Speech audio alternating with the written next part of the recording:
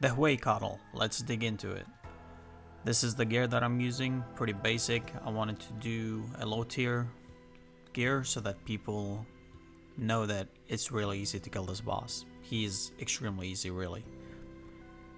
So without further ado, let's jump in.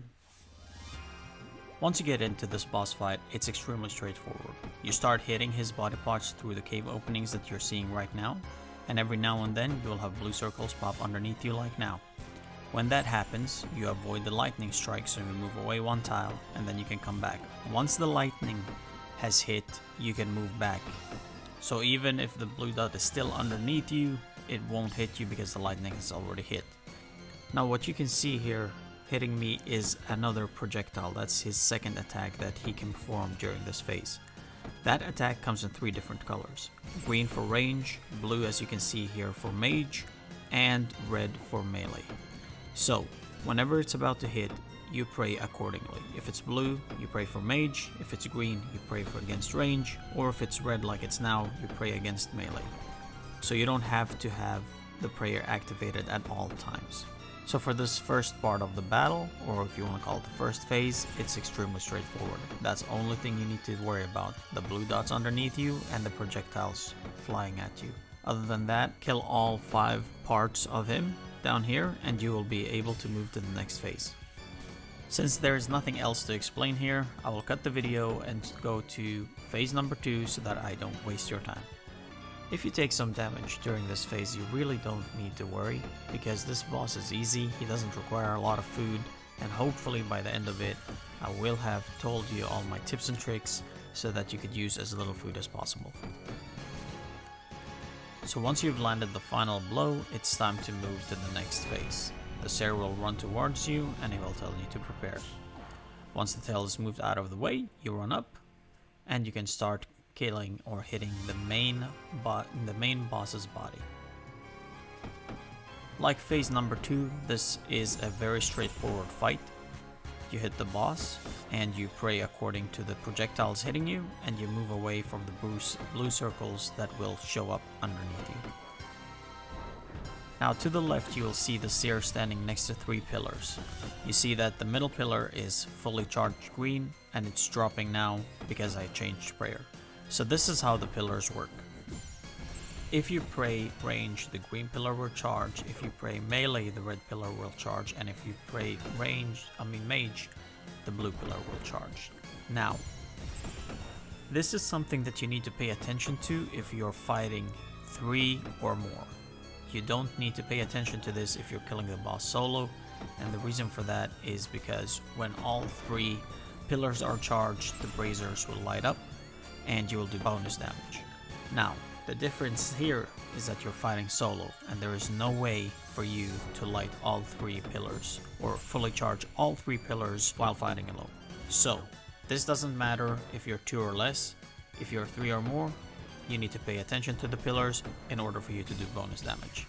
But even if you're 3 or more, it's still not necessary. The fight will go faster though. That is if you decide to fight 3 or more. And that is due to the bonus damage that will be applied to your attacks if you decide to charge all 3 pillars. With that being said, there really isn't much anything else to say about this phase. Attack the boss, avoid the blue circles underneath you, and pray accordingly to the projectiles flying towards you. So I'll cut this part of the video now and move on to the next phase, which is the tail phase. Once you get the boss down to 50% HP, a new phase is going to get introduced to the battle. His tail is going to show up and slam the ground. That slam will produce a shockwave. The only thing you need to think about is you need to avoid the shockwave, and the only time the shockwave will be used is when the tail moves from one cave to the next. So right now the tail is on the left, and soon it will change to the right cave. And once it changes, like it's doing now, it will hit the ground and a shockwave will spawn. So to keep track of all of this and not confuse yourself, think about SBC. The first comes the shockwave, and then comes the projectile, and then comes the circle. So SBC, shockwave, projectile, circle. So every time it changes, the tail changes cave. It starts with a shockwave, like now. And then the boss will fire a projectile towards you, like now. And after the projectile or during the projectile, like now, you will see a circle popping up underneath you. Usually there is, I think, very rare instances where you get 2 circles in one round. Usually it's just 1 circle before it changes direction and fires another shockwave and just repeats the cycle. So now that we've went through all of that, or the tail phase, let's dive into how to try to avoid the shockwave damage. So let's start with what the wiki has to say about this. The tail moves between the east and the west caves approximately every 20 seconds. Every time it reappears, it will slam the ground and send out a shockwave that deals 20 to 25 damage. Avoid it by running through the shockwave at the correct time. Running diagonally through the wave is also an effective way to avoid it. This is mostly about trial and error and finding your timing. So, as you can see here, once the tail spawned on the east side, I clicked on it and I didn't click on anything else and I avoided it. Now this sometimes works, sometimes it doesn't work. The wiki has a great video to show you how to avoid it, but sometimes you will mess up. As you can see right now, I messed up and I'll take damage from the shockwave. A good rule of thumb that has worked for me is to think about it this way. When the wave is about 2 to 3 tiles away from you, you click on your target and you start running towards it and you will avoid it. I'm gonna move to the final phase so that you can see how I'm avoiding the shockwave. It's easier to avoid the shockwave in the final phase than it is during this phase, but like I said, trial and error. This was me killing the boss, I think, for the 3rd time, so it's not hard to grasp the mechanics, but you will fail every now and then. The projectile for the last phase is very different. So it's no longer a slam projectile circle, so SPC. It can vary. It is very common for the projectile and the circles underneath you to hit at the same time, so be wary of that. If you need to let an attack hit you, let that be the projectile, because from my experience, it is the least accurate of all 3 attacks that the boss uses. So I'm gonna go through what has worked for me to avoid the shockwaves. I wait till the shockwave is about 2 to 3 tiles away from me and then I move away.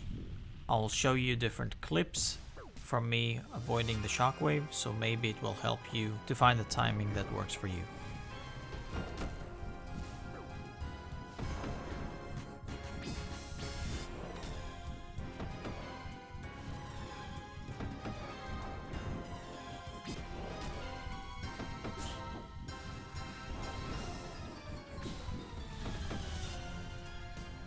So as you can see from the clip, running diagonally makes it a lot easier, but here's the clip from the wiki website.